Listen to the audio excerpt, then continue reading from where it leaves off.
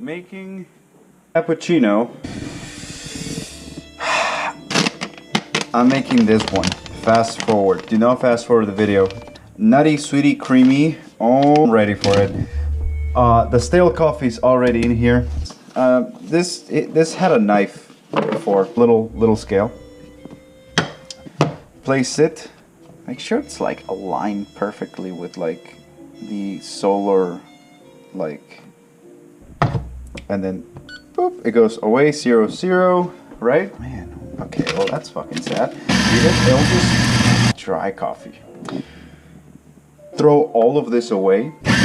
All right, well, make sure you see it. There we go. All right, so you grab Weissman distribution tool. You can say poke yourself. This option. Then you grab this thing. It's hefty. 3 turns to the right, 2 1/4 turns to the left. Squish, squish, squish, and then apply equal pressure. There we go. Get this thing up to temp.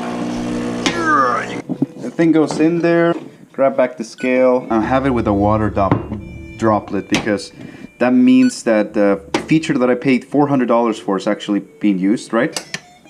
It's going to start the timer when the first droplet of water goes in until we get extremely anxious. Perfect.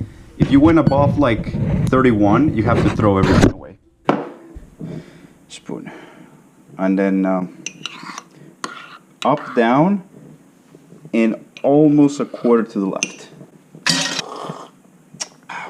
Literally tastes like the last 14 coffees I bought. Milk. Yeah. Oh yeah, this is good. Froth the milk is pretty easy.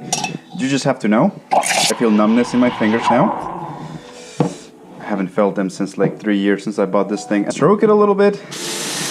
The milk art. It's pretty simple, you just have to do it. All you really have to entertain is that you spend a lot of money for something that tastes actually the same as the coffee shop. Yep,